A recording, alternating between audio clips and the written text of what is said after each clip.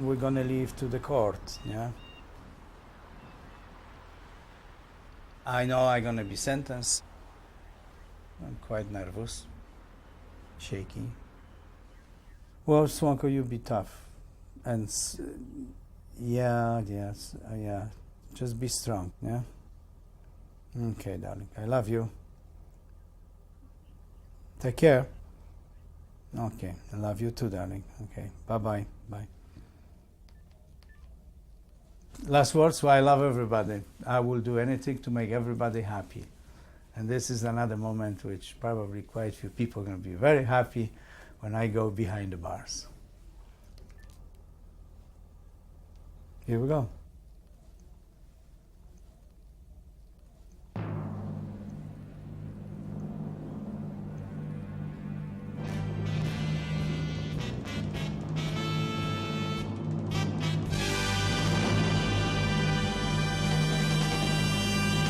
Here he is, the one and only Mr. Jan Levon. He was like this, polka god almost. The Liberace in a polka field. Very cheerful, very good music. He just makes us feel just bubbly all over.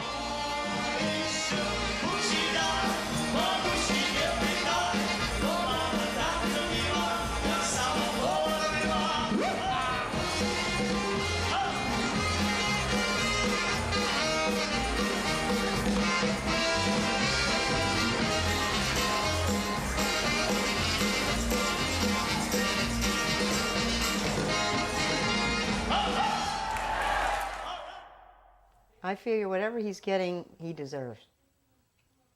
You got what you deserved. You think he got what he deserved? Yep. Yeah. We still have each other. We still have our family. We still have the love of everybody. But he doesn't. In a world of Pennsylvania polka, there was nobody bigger than bandleader Jan Levon. And I should know.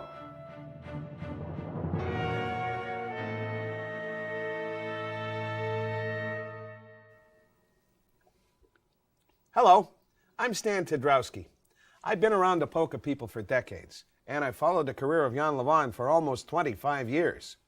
I saw him burst on the polka scene and climb to the highest heights, and then I watched as it all spun out of control. This is the story of the rise and fall of Jan Levon and the ruin of the greatest polka empire Pennsylvania ever saw.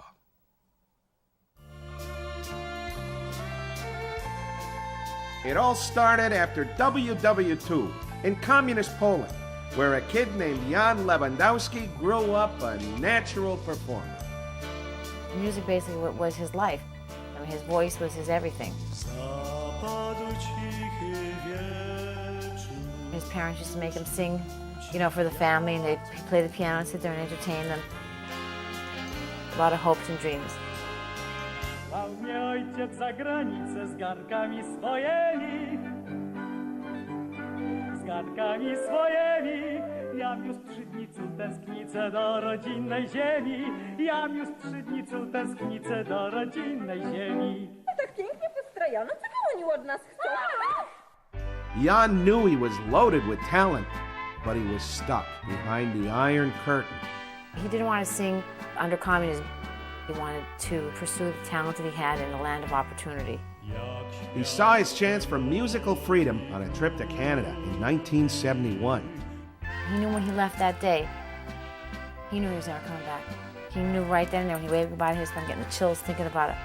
When he defected, this was his wildest dreams. He thought that people were going to now come to him and he was going to be on television and he was going to really rock this country. But life in the West was a far cry from the glamour Jan imagined. He pumped gas. He was a garbage man. He was working in a meat factory, lifting carcasses. He did anything to help himself survive. At night, he would hit the piano lounges of Ontario, looking for his big break. When he would get these different jobs in these bars or nightclubs for one night, he would offer his cassettes for sale. He only had a couple, but For him, that was a big thing, you know. You couldn't do that in Poland. I heard recordings of him like in Canada. These were more like pop songs that he was doing, kind of like a Julio Iglesias type. My initial impression of Jan was not too good. I didn't particularly like his singing in the beginning. He started off, they laughed at him. This was ludicrous. His English diction was pathetic. But Jan wasn't about to give up. Because he needed work, Jan came over from Canada. He moved here to Pennsylvania. It was the coal region. Mostly people that worked in the mines. They were Polish people, Eastern European people there.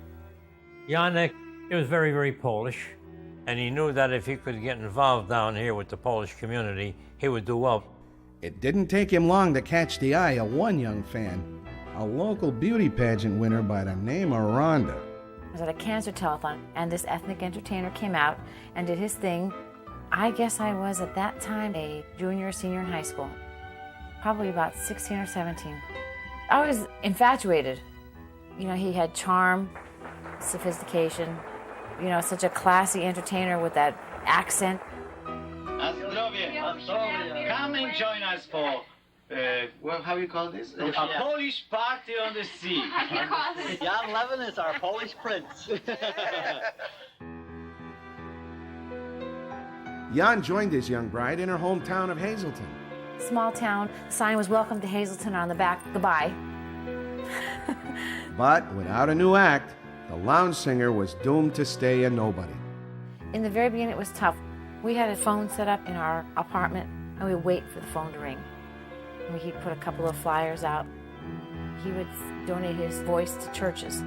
He would do it for nothing, just to get people that there's this entertainer that's new in the area. Jan had all kind of wild dreams. He just wanted, my name's in highlight, my name's in highlight.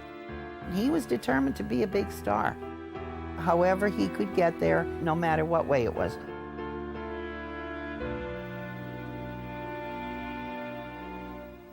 But how could Jan make his jump to the big time? Well, I'll tell you. For a Polish entertainer working in northeastern Pennsylvania, there's only one word that'll open the door to stardom.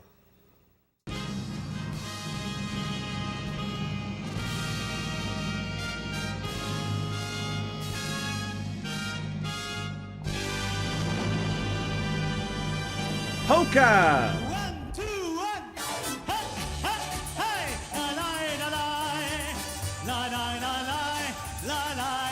Come over, everybody, yay! Lie, lie, come on the dance floor. Lie, lie, lie, lie, lie, lie, lie. When I was lonely, you come to me. Polkas were really big all over. He saw how it was thriving at that time. And a hope for life. He wanted to get in on it. You are my butterfly. Jan had never played polkas back in the old country, but he realized that to us Polish Americans, polka music was a way of life. Czemu ty, dziewczyno, pod jaworem stoisz? Hop, siup, siup, da, da, da, da, da. Hop, siup, siup, da, da, da, da. He saw where all the money was being spent. He felt that he should get a show band. Instead of just doing small jobs, picnics and all that, he said, let's change. That's when things really started to go big for Jan Levin. Really. Jan put together a newfangled big band sound, and the Jan Levin Orchestra rocketed up the ladder at the East Coast polka scene. He would just say, hey, throw the bras up, they throw the panties up. You know, I said, hey, great for you. I wasn't there.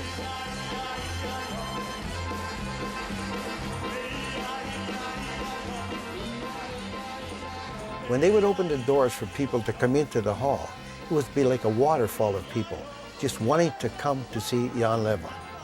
People would just go bananas. They would scream like crazy. Like he was like a Polish rock star. Oh, they loved it. People want to see entertainment. They don't want to see blah. that time I was producing a show called Spotlight Talent Showcase. And I wanted to do a polka show. The king of Pennsylvania polka knew exactly which buttons to push to win over the fans. The next one I would like to dedicate to my friends from Hazleton area. Ethnic radio program. Play my records every week. All right, my name is Jan Levan. This is Jan Levan Polka program. Ew! Most of his audience were Polish. And the way he connected with them, it was like one family. Here's a young lady. She's the president of Jan Levan's fan club. Why Jan Levan? Because of his dynamic personality and his love for everybody. Well, I'm having fun here. That's beautiful. When I was a guest on Jan's show, he would have me come out and dance and do the polka. The little old ladies, they loved them, you know, and he'd go up and he'd give them a big hug. Oh, and they go, oh, you know, Jan, we love you. That was his audience. That was his people. A lot of people really just fell in love with him because of this warmth. You have to understand, he knew how to touch somebody's heart. And by doing that, then he got into their soul. Little did the fans know, the man who called himself the Polka King was really more of a pauper. A lot of people thought that he just had all this money and he owned corporations in Poland. People would ask me, what's his house like? You know, they would just assume that he lived in a mansion somewhere. He lived in a house in Hazleton, you know, that wasn't anything out of the ordinary.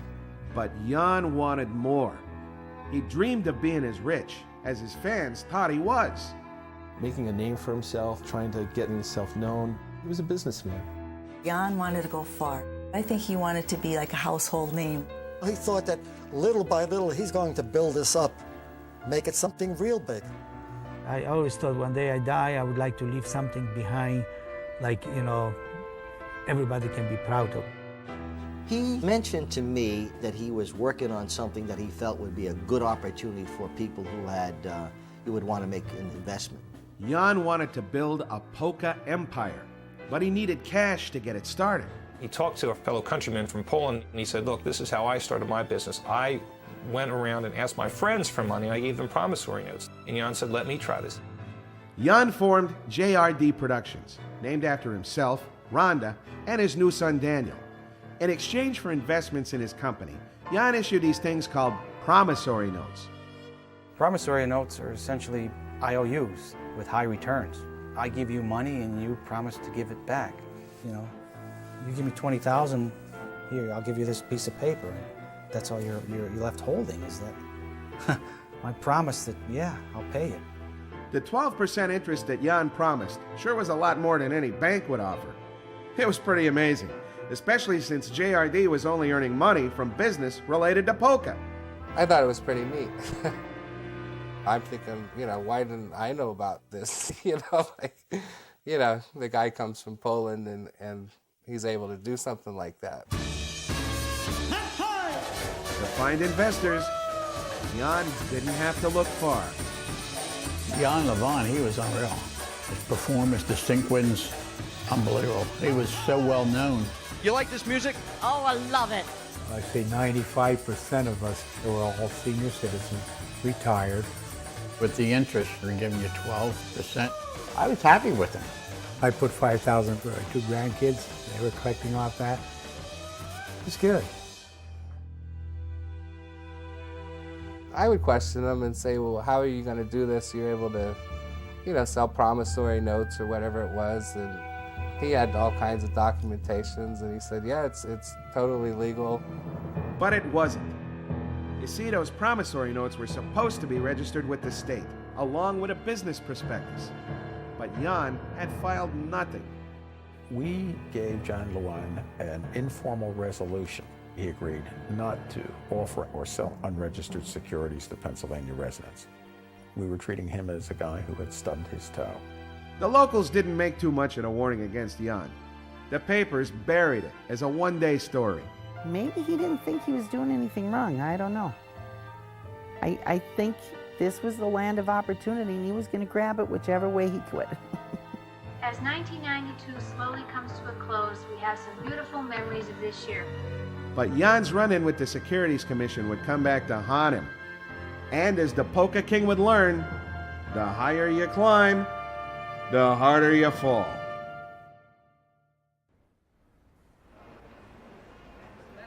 He worked 24 hours a day. If I didn't feed him, bring him food to his office, ask him to come home to eat, he wouldn't even eat. He didn't sleep at nights, just always trying, his wheels were always going. Not to make money, to continue to go what he was doing. Here's a question not too many of us around here bothered to ask. Why did a polka singer like Jan need investors anyway? 1, 2, 3. All right, well, everybody's invited inside. Hi, my name is Jan Levan, and I would like to invite you to our gift shop. At Jan Levan Show Gifts, you'll find authentic handcrafted costumes and dolls directly from Poland. 14-karat gold, imported chocolates, Pennsylvania hard coal, decorated eggs, and wooden trinket boxes. Churches usually run a trip purposely. They're Polish churches. To, meet Jan Levan and then be able to, shop around at the store. Hi! They'd bring busloads to the store. Well, ladies and gentlemen, you're so beautiful, we're going with you. Ziki, zaki, ziki, zaki. He was starting all kinds of new businesses, like selling fancy jewelry made with Polish amber. He would show me a suitcase. He said, Ezra, this is like $1 million here, in amber. Then he started seeing a little bit around the home shopping clubs and things like that. Then he made his connections. I was proud about the amber. That was one of my ideas.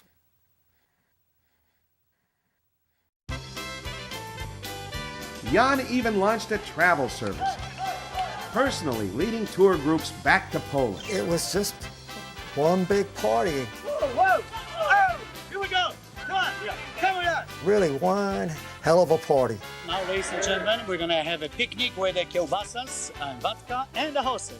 We would go out and I would be thinking, why can't we just have a nice quiet night? Because, of course, I had to videotape the whole thing. Very seldom did I get a quiet dinner. There was no downers at all. Oh yeah, we drank too. Going down the river with these gurals, they're singing to you in the boats, and Jan is passing around this Luksusowa vodka. Every boat got their own bottle. If anybody would be short of a bottle, they'd be throwing a bottle of vodka to the next raft.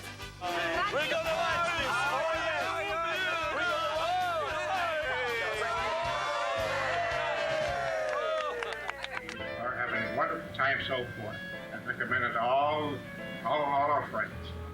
Jan gave the fans who traveled with him experiences they could have only dreamed of. Jan had arrangements made everywhere we went. It seemed like everybody knew him. Anybody that was anybody knew Jan. Well, ladies and gentlemen, now it's a time what we all were waiting for. We're gonna meet leader of Solidarity, Lech Wałęsa.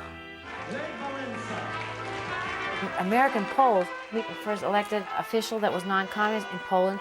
It was an honor. I don't know how he did it. I don't know how he did it. Well, we just arrived to Bratislava, Brandenburg Gate, London, Temple of Apollo, Vienna. How about that? Jan expanded his tours all over the world. Well, good morning, ladies and gentlemen. Buongiorno, buongiorno. Here we are in Rome. But Italy was where everybody wanted to go because Jan had access to the ultimate Polish celebrity. If you were going to Rome, you would have a private audience with the Pope. Oh, the Pope, as soon as he saw Levan, he said, hey, Mr. Lewandowski, how are you? Really, seriously. I mean, it was unbelievable that the rapport he had with the Pope, presidents and dignitaries, they could never get as close to the Pope as Jan did. Która popiera. A to jest moja rodzina. Tak. Many people that could never get to see the Pope got to see the Pope because of Jan Levan. That's pretty good, That's pretty good. I would think you don't become friends of a Pope if you didn't have any kind of character. Meeting Pope John Paul II was a once-in-a-lifetime experience for tourgoers. But no one could explain exactly how Jan knew him in the first place. I think his father and the Pope lived in the same town.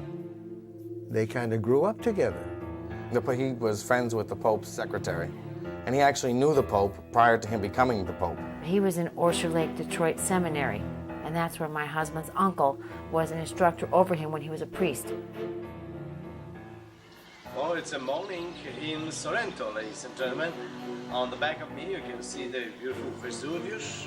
I can recall when we were down in Sorrento, and he said, I want you to accompany me to Rome because we don't have an audience with the Holy Father yet. There was a valise. There was money in that valise. I was supposed to be his bodyguard.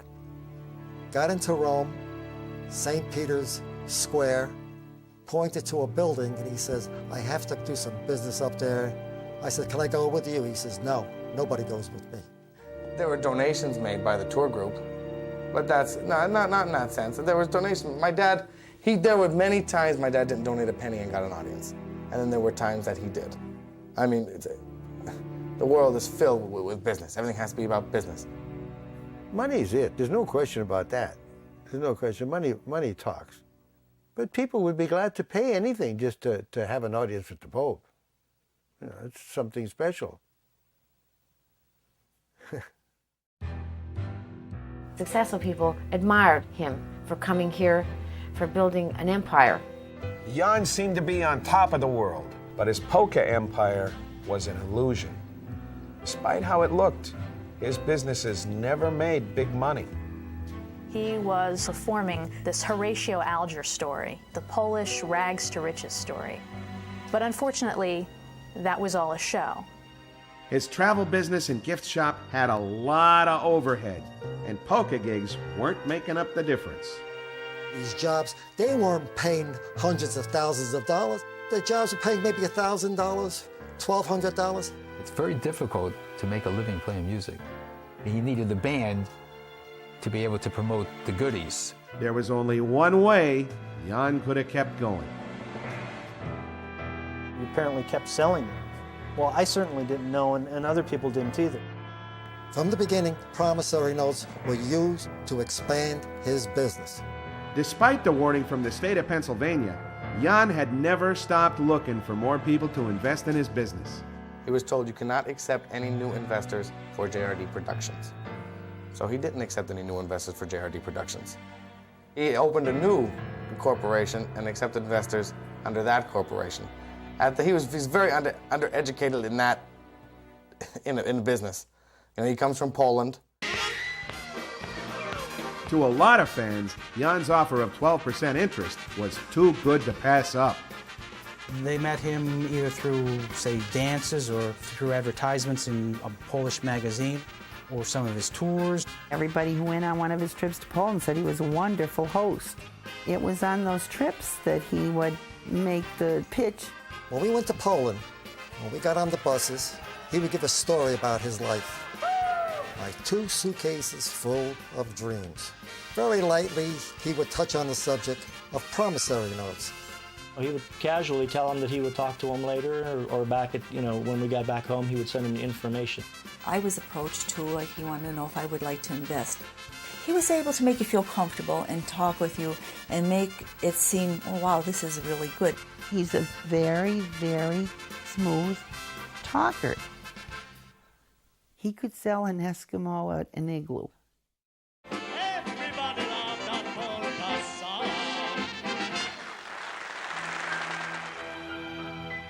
Word of Jan's investment offer was spreading like wildfire with the older folk.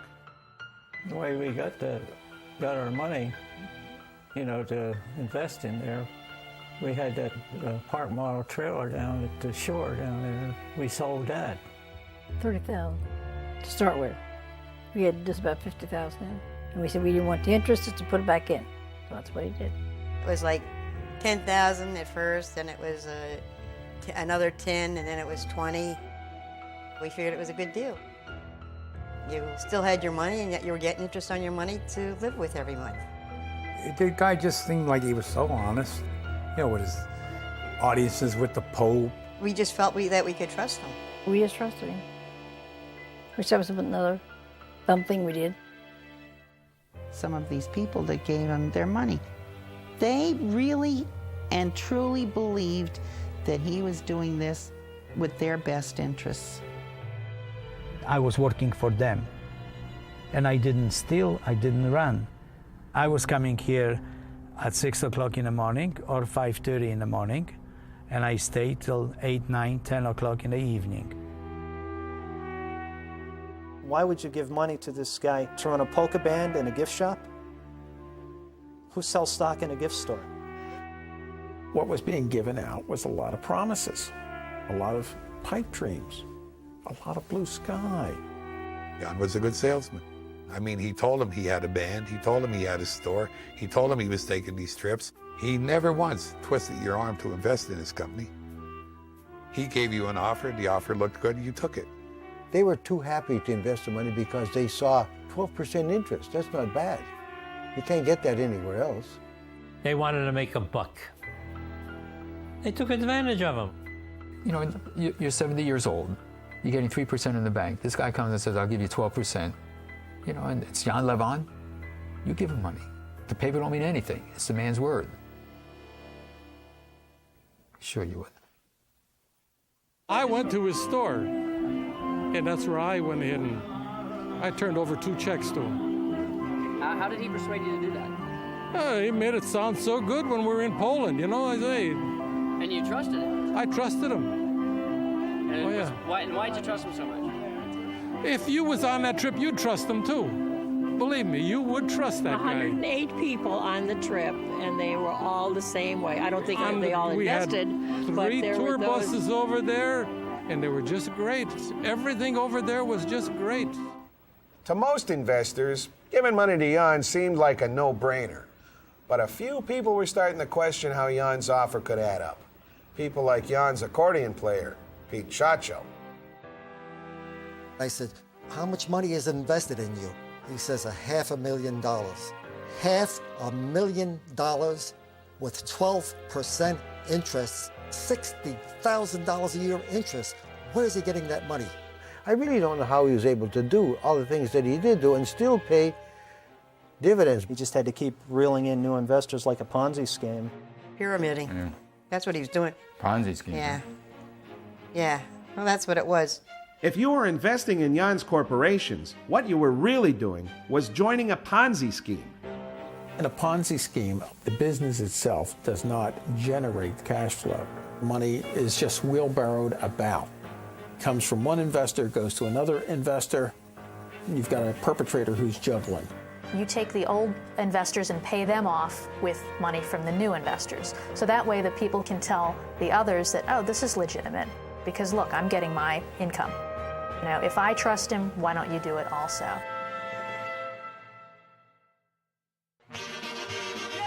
By the mid-90s, investment money was pouring in, and Jan's star was reaching new heights, even beyond the poker world. The nominations are in for the 37th Annual Grammy Awards. Jan Levon received his first ever nomination. We couldn't believe we thought it was a mistake. He had to call everywhere just to confirm. Oh, he was so excited. It was such an experience to be there. Boys to Men, Amy Grant, Judy Tenuta, Tom Jones.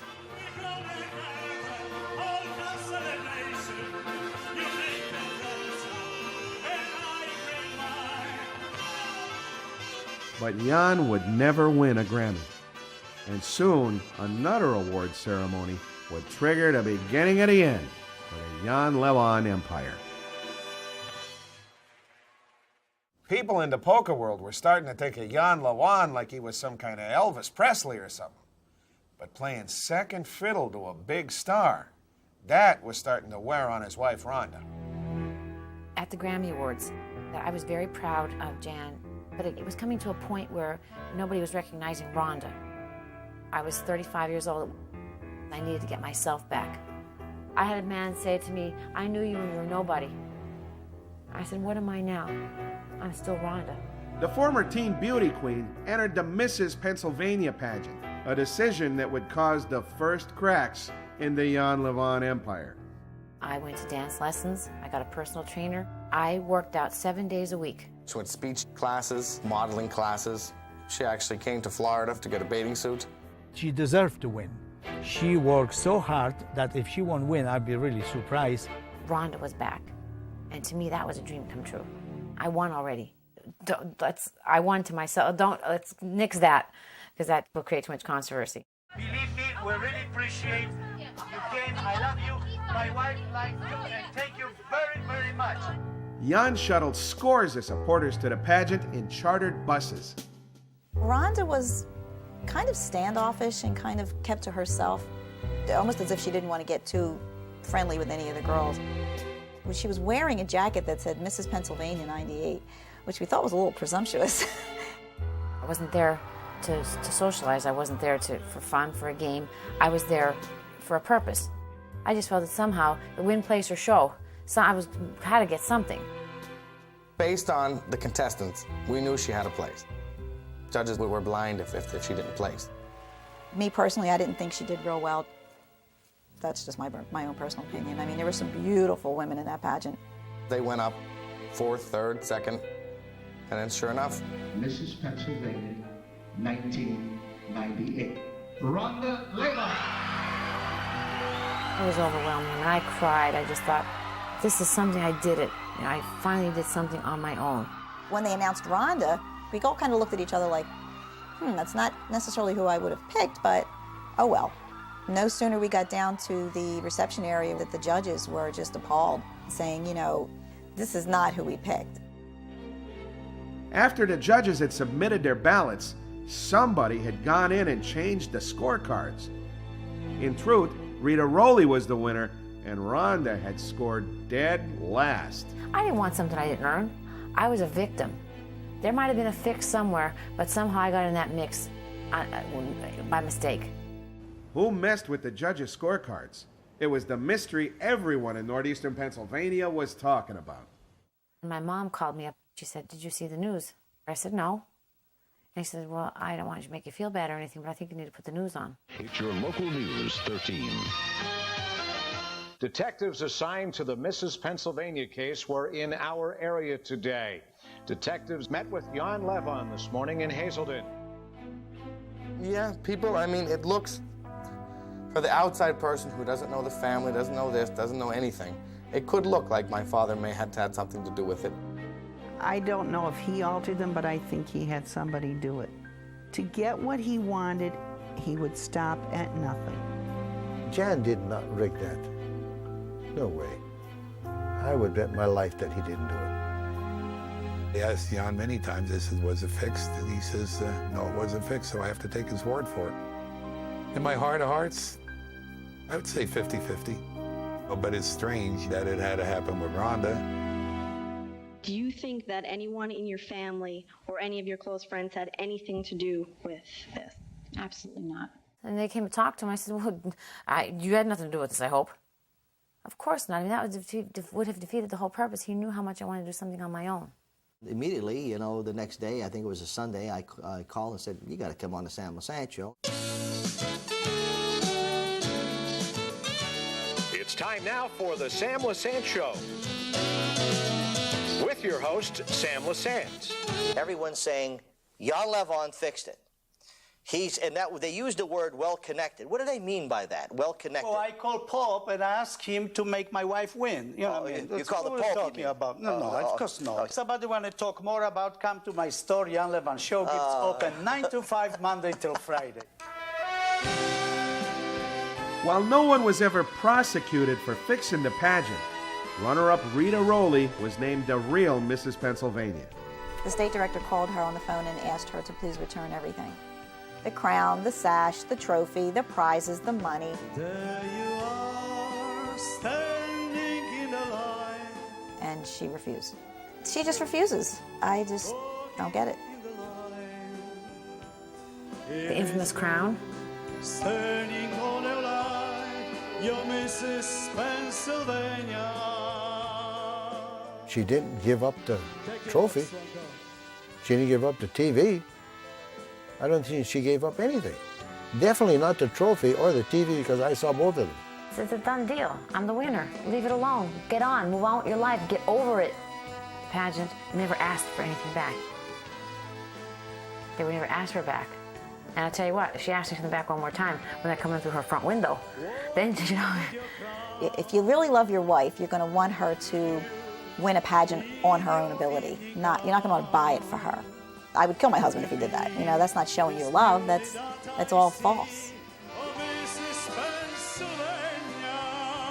For the first time, the fans were starting to wonder about the true character of the Polka King.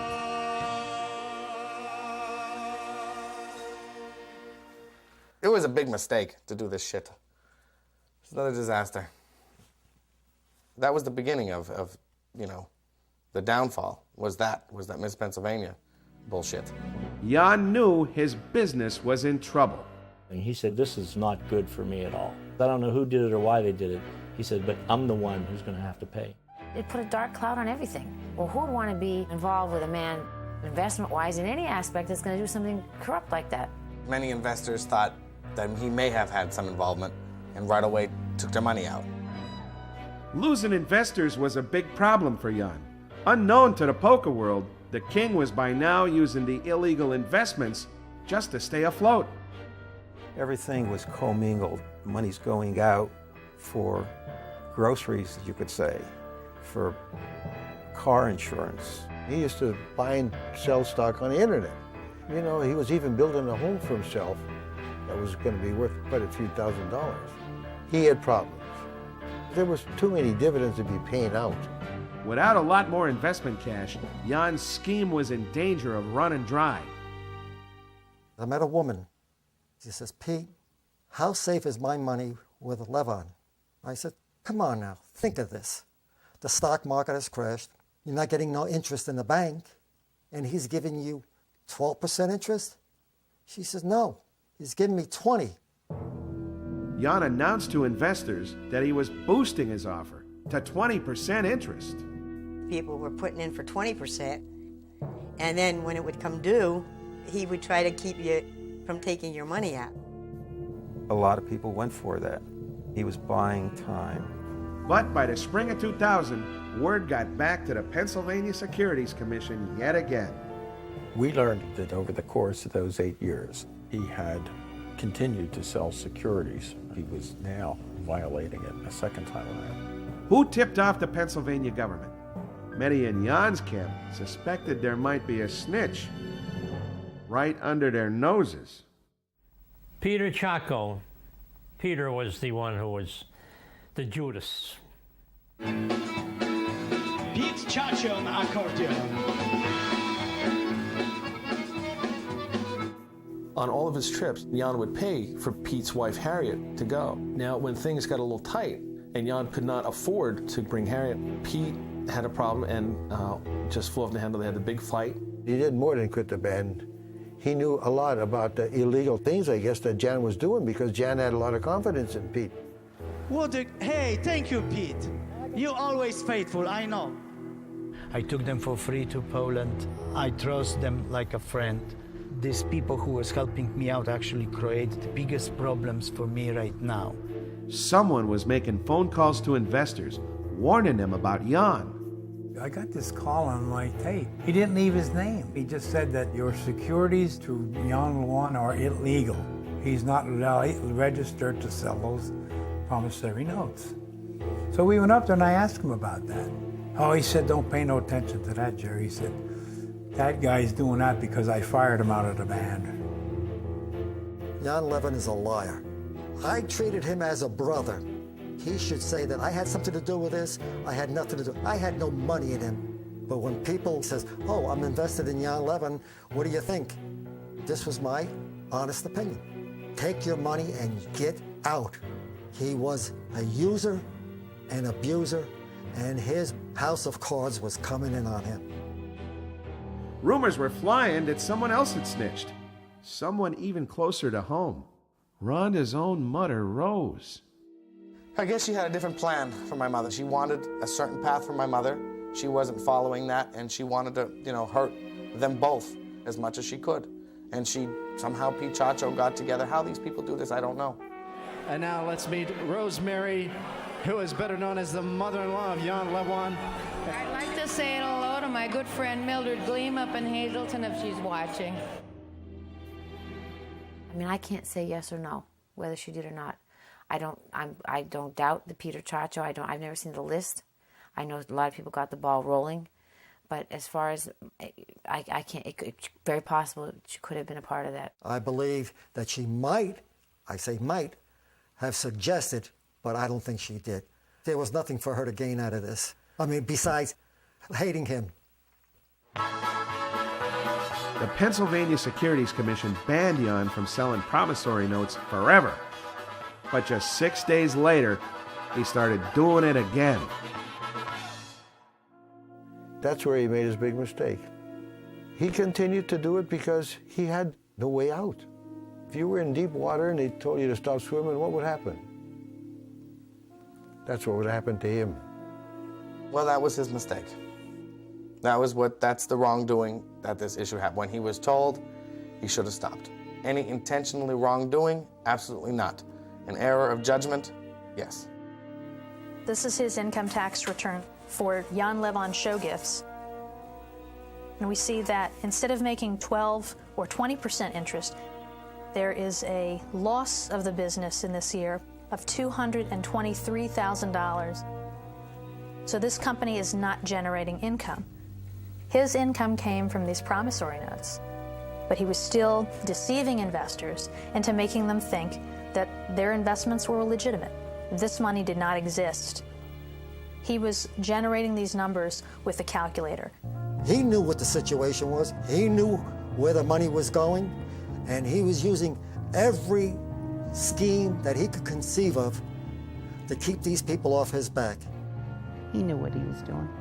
He still kept on taking. He believed that he had the power to get himself out of it. He was in too deep. Of course he knew what was wrong. And that's why he had to go into different states and start selling. He figured if he's selling Jersey to pay off Pennsylvania, and then maybe go to New York to pay off Jersey, like I said, it was rob Peter to pay Paul. I discussed this with him, and I was huge in this. I'm like, Dad, you have to stop. I don't want anything to happen to you, and we have to be together. You can't go, I don't want any prison. Jan told his worried investors that a heavy touring schedule for his band would turn things around. He's like, okay, I'm going to take 2001 and just clean my slate and just start 2002 off right. So that's why he booked those 2 weeks in Florida. But that turnaround wasn't meant to be. A tragedy on the tour would seal the fate of Jan's polka empire once and for all.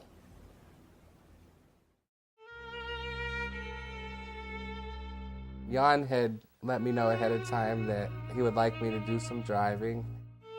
In the early morning hours of January 26, 2001, the Jan Levon Orchestra made its way south for its Florida concert tour. I felt good because I had slept most of the night. It was quiet in the bus. To this day, I don't know if I fell asleep. I just remember screaming, "I'm sorry," and that was it.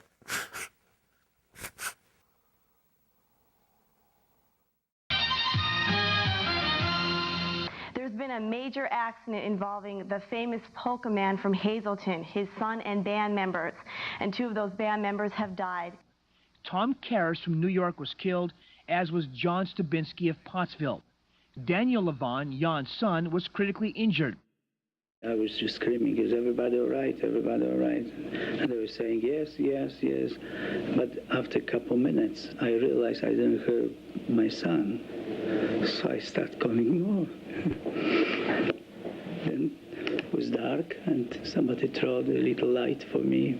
And I look at him, he was laying down, moaning, open head, and that's all.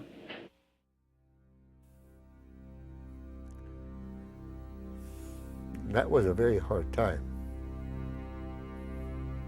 The guys, they looked like they were in a war, covered with blood. Daniel was hurt bad. If you would have saw Daniel at that time, you'd never think he'd live. I remember nothing of the accident. Multiple head injuries, brain damage, torn liver, intracranial bleed. I had lung damage, everything except death. That's basically what happened to me. Jan spent 24 hours a day by Daniel's bedside. My dad was worried. He told my mother that if I don't make it, he won't be there either, because he's going to kill himself. Yeah. He told me he would. He told me if Dan dies, I'm going to kill myself. This bus crash really destroyed Jan. I think that was his downfall as far as his spirit goes. Daniel was his whole life. He'd give his life for Daniel. When that accident happened, everything just stopped. Didn't go on any shows, didn't do anything. Nothing. The band was finished. Yeah, well, I knew he was having problems. Oh, yeah. Him and I were working together, you know, and I said, John, I said, are you going to be ready for next year? I'm going to start booking in jobs. Yeah. I says, are you sure? The accident cut off all of my opportunity. If not the accident, I will take care of my legal problems. More people were asking for their money back, and he wasn't able to generate the new investors that he had in the past. Me and my wife and another friend, we went down there. He gave me a hug, and I'll never forget what he said. He said, if all the people were like you people, everything would be all right. That was the first moments when I wasn't able to send the checks out. Some people, for them, if I had accident or not, means nothing. They wanted their $10,000. You know? A lot of people, when that accident happened, got scared. They wanted their money back. A lot of people wanted their money back now. What would you do to a guy that took $120,000 off you? You know, you'd want to kill him. My money was due. I kept after him all the time, calling him up and everything. He wrote and said, leave it in, you know, don't take it out. But I wanted my money out because I had a funny feeling about this thing. The $50,000 certificate that I had, it was due, I wanted my money. That happened to be the one that was lost in the accident. Jan was telling investors that all of his financial records had been destroyed in the bus crash. I send the cards to everybody and explain what's happened. Some of them understand. Some of them, they get ugly. They want to see me in jail. The claims he says is he had all his paperwork with him in the bus. You know, you're traveling, but you're not going to take all your business papers with you, especially if somebody's loaning you money. What does he have his papers with him for? I don't buy it. I honestly don't buy it. How much blood did you have to pour out on those books to make them not legible to read?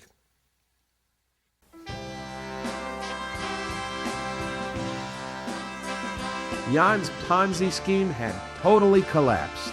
The crash just snowballed.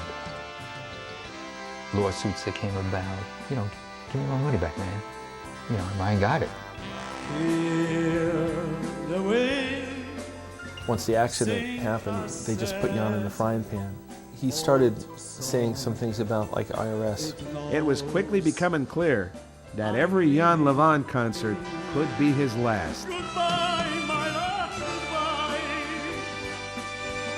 I said, Jan, I says, your goose is cooked. I says, hey, pal, I said, you better start taking a vacation down in Europe where nobody's going to find you, pal. Take off, go to Poland, stay there. He says, never. He says, if I have to pay the price, I will pay the price. But Jan had no idea how steep that price would be.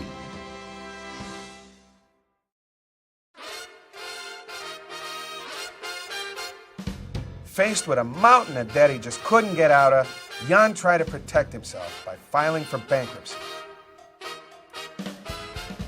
Hi, my name is Jan Levin, and I would like to invite you to the government auction of my store, November 22nd. Hope to see you all. But investigators from 4 states and the Federal Securities and Exchange Commission weren't going to let Jan off the hook so easy. They just wanted to see how Jan will get hurt. If that much I have to give them, that's beautiful. Come inside, let me show you what we used to have here. Here in the middle of the store was the beautiful showcases full of amber. Next to it was display of gorgeous, big, hand-cut crystal. Upstairs was many dolls, thousands of dolls, dolls and dolls and dolls, and also costumes. Here is the still remaining catalogs. In one moment, I was worth it like $6-7 million, and now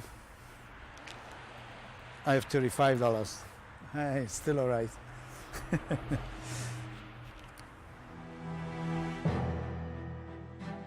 On March 11, 2003, Delaware brought the first charges against Jan, a 57-count indictment on behalf of 2 investors. The big shocker was this. We indicted Mr. Lewandowski for our 2 Delaware investors. Within hours, it was like the floodgates opened up. We had, of course, asked him, who it sold to, and he gave us some names. We learned that there were many more people sold than what he told us about. He told us that he had something like 8 or 12 investors. The truth was there were 400 investors. He had sold to investors in approximately 20 states, and it totaled close to $5 million. Look, here's all the claims. $5,500, $25,000, $37,000, $17,000, $65,000, $129,000. It's just incredible. He didn't know what he was doing. We lost everything we gave him. Plus, it's about 30, we had 30, 40, about 45,000, I think it was. I didn't take interest. I added to it to make it a $30,000 deal, I got a lot in there. Oh, God. Oh, God. Just between us 3, my son, my daughter, Jack's daughter, I imagine it's almost $1 million just between a couple of us. Man, he did a number. He had good pickings in this area. I don't know what I can do for them. Not much. Well, I am the loser too. If I will have, I will give, but I don't have.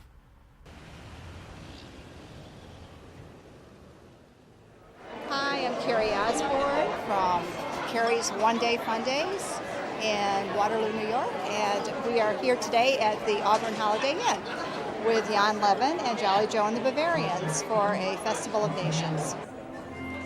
As Jan waited for his trial, his options for performing were dwindling fast. It's a senior citizen show.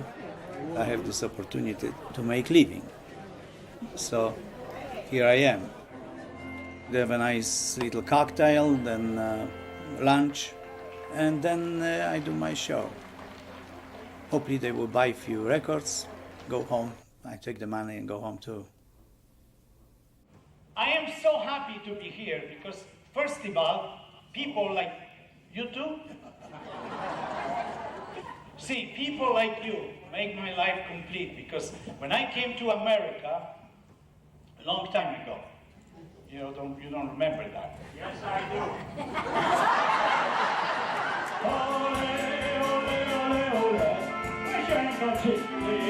Everybody, get your handkerchief. When you have everything in a high caliber, the big band behind you, a beautiful stage, gorgeous dance group, you realize when you don't have them anymore how great it was.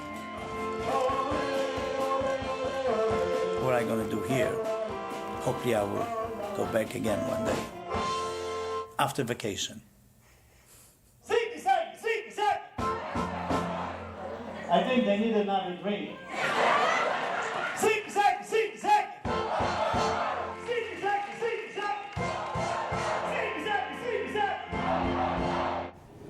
I don't regret anything. I went everywhere, I did everything. Now it's the time I have to pay the price. So I face that and that's it.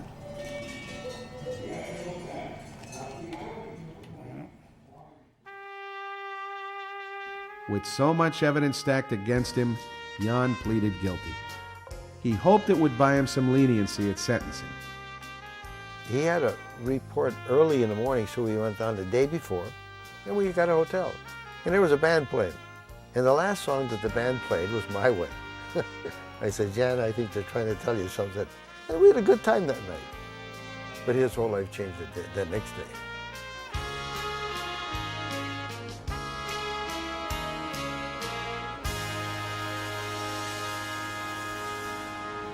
You be tough. Just be strong, yeah? Okay, darling. I love you. Take care. Okay, I love you too, darling. Okay, bye-bye. Bye. Here we go. People who lost money, they want to see me in jail. I'm sure they don't understand that I was working for them. This is part of their life going away right now for nothing. Yeah.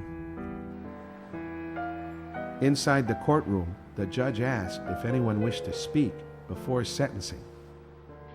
I don't think anybody spoke for him. They spoke against him. I remember one old lady saying that she wishes he rots in hell. Jan was sentenced to 5 years. Oh boy. I just felt sorry for him. And when the guards took him away, he just turned around at me and he waved so long. The last 2 years could be spent at a pretty cushy federal jail for white-collar criminals. But the first 3 would be served in a maximum security state prison in Smyrna, Delaware. There's a nickname for federal prison. Some people call it Club Fed. We felt that because he had defrauded our victims in Delaware, that he should serve his time in Delaware. Your guess is as good as mine. I have no idea why they're treating him like this. Jan didn't belong in with these murderers. They put him in the wrong place. It's almost like a vengeance. It's a federal offense, a white-collar crime. He's in a state jail like a dog. Jan's life among Delaware's toughest criminals would take a turn even his worst enemies couldn't imagine.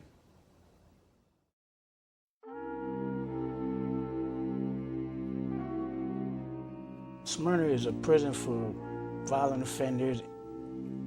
They kept us locked in 22 hours a day. We was on the same tier together.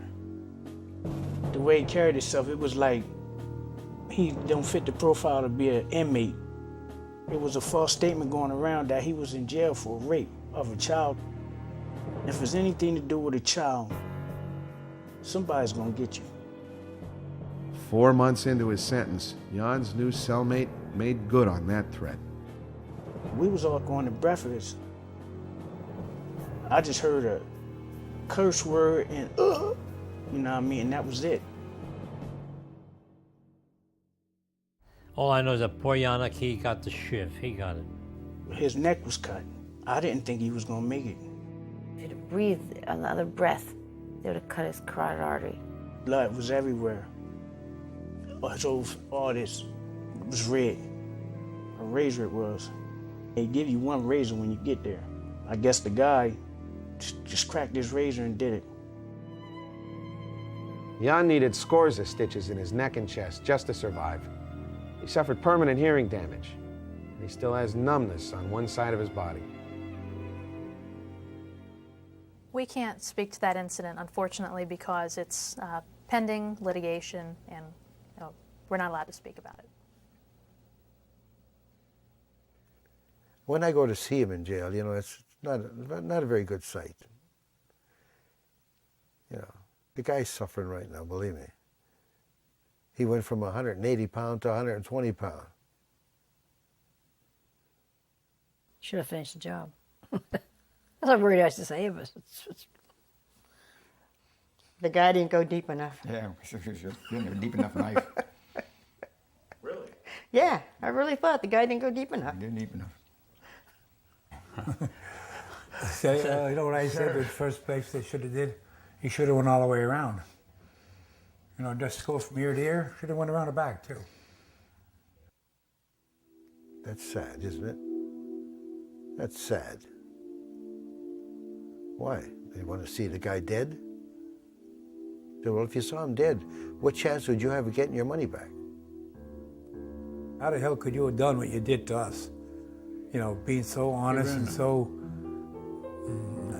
like an actor, really. You disrupt my whole life, my kids' future.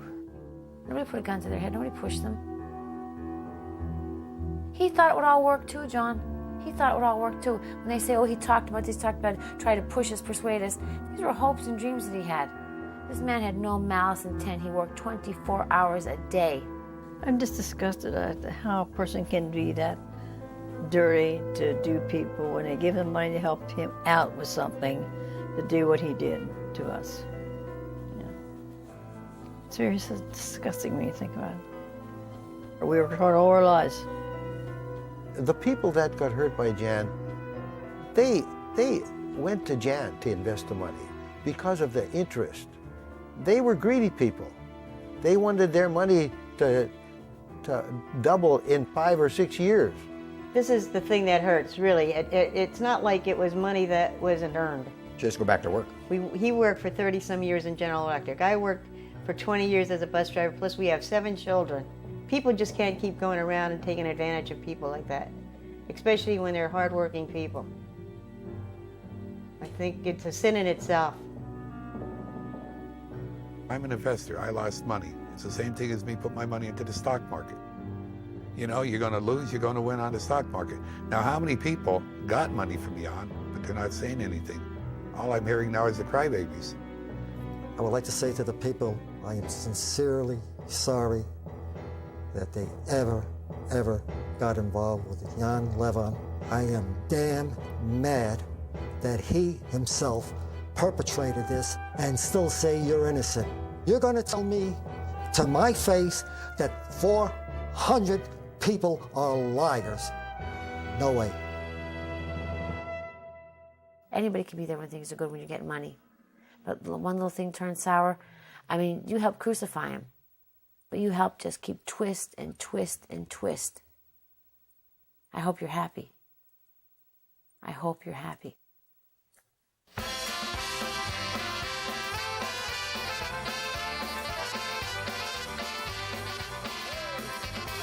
There's no telling what we could have done if everything would have been on an honest level. There's no mountain that Jan couldn't have reached. Won't you tell them to play my favorite song? Please, won't you play it again? He made a huge mistake. And they'll never forgive him. Never. The stigma is there. Nobody will help him. His whole band is gone. Everything is gone.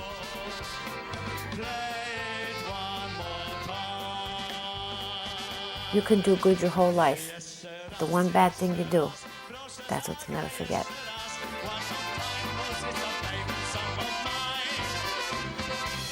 I'm sorry for him. I'm sorry. I pity him. I pity him so much. Because I know he didn't mean to hurt anybody.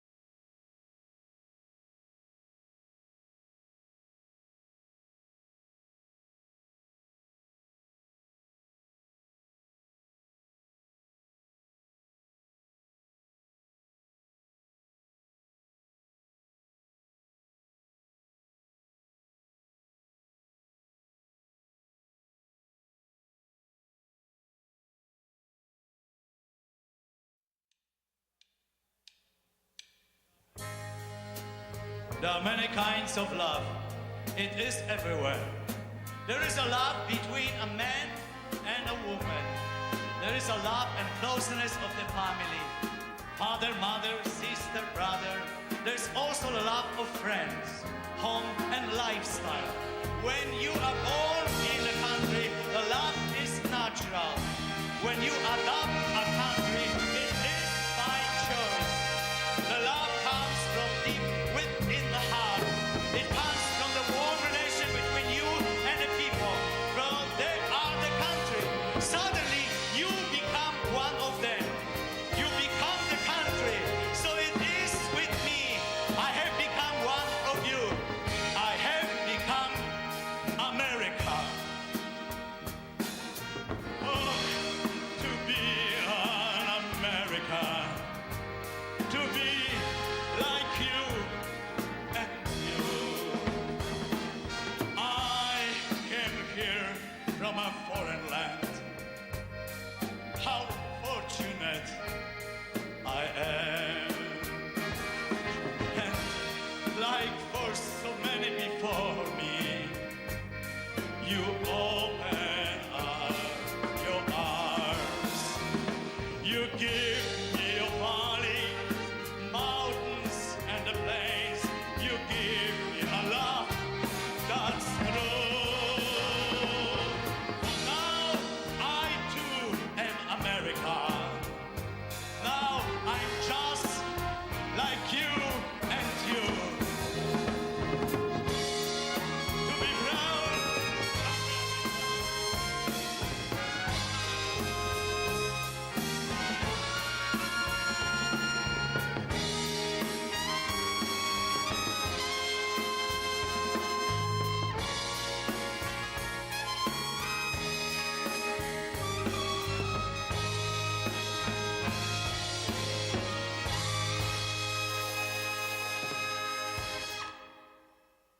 We'll be back. Stay with us.